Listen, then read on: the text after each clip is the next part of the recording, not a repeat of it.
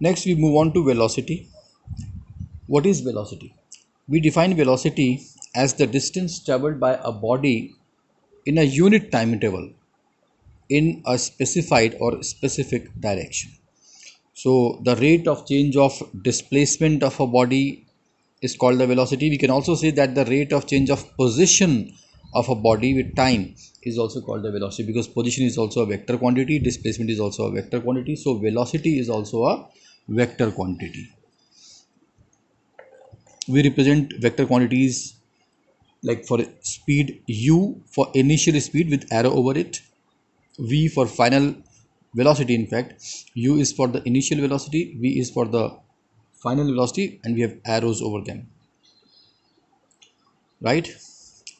Now suppose two bodies are traveling with the same speed in the same direction, then that means their velocities are equal.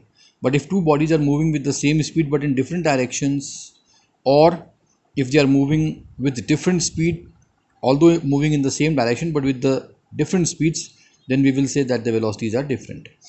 Velocity also has the unit meter per second in the SI system and centimeter per second in the CGS system.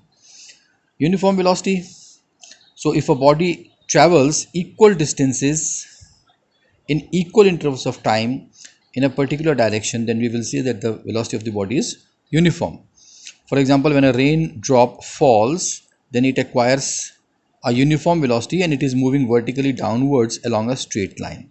Similarly, if a body is rolled, so let us say a ball is rolled on a frictionless surface, then its velocity will be uniform. And in symbols we write this way. You can write velocity is equal to displacement upon time, or simply displacement is equal to velocity into time.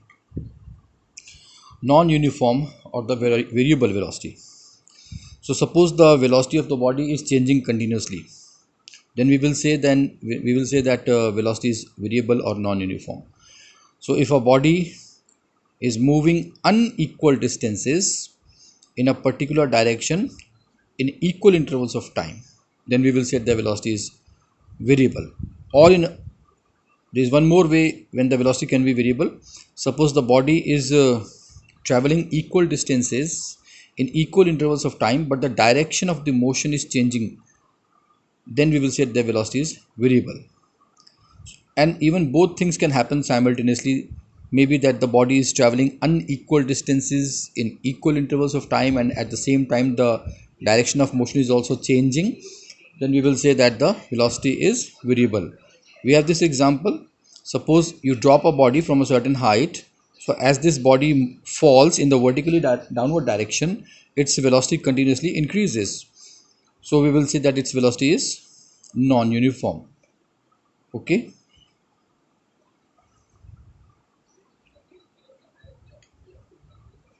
So speed is increasing, that's why the velocity is changing, although direction is not changing because body is falling vertically downwards. Suppose a body is moving along a circular path, then maybe that the body is traveling equal distances in equal intervals of time along the circular path.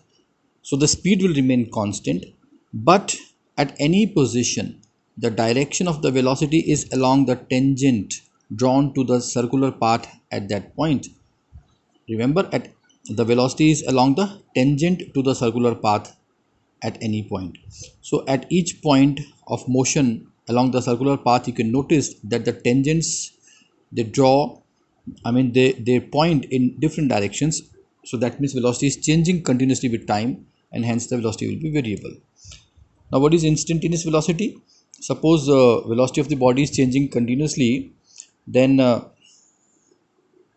velocity of the body at a particular instant of time will be called as the instantaneous velocity. And we take this mathematically we measure the instantaneous velocity by taking the ratio of the distance traveled by the body in a very small time interval to that time interval. So the time interval should be very small, because in that, if the time interval will be very small, then the change in the direction will not be noticeable. Average velocity, it is the ratio of the displacement of the body to the total time taken for that displacement. So when you will read these, now we have distinction between speed and velocity. It is given in the form of points also, and it is given in the form of tabular form also. So when you will go through these points, you will come to know that speed is a scalar but velocity is vector. Okay, speed is always positive, whereas the velocity can be positive, negative, or zero. The average velocity of the body can be zero, but the average speed cannot be zero if a body has traveled some distance, right? Then if a body starts its motion from one point and comes back to the same point, displacement becomes a zero. So average velocity will also become zero, because average velocity is equal to displacement upon the time. If the displacement is zero, average velocity will also be zero. But because the body starts from one point, goes to the other place, and then comes back to the same point, maybe this way or maybe like along a circular path, then displacement will be zero, velocity will be zero, but total distance traveled is not zero. If the distance is d, the body goes d distance away and then comes back d distance back, so total distance traveled will be 2d, and you divide this total distance traveled 2d by the total time taken, and then it becomes the average speed. If a body is moving in the circular path, velocity is variable, okay, but the speed is constant. And in one round trip along the circular path, displacement will be zero, so velocity is zero, but the average speed will be circumference upon the time period. 2 pi r is the circumference which the body travels in one rotation, and capital T is the time taken for one revolution, that is the time period. So 2 pi r upon tt becomes this becomes the average speed. So you read this much today. Thank you.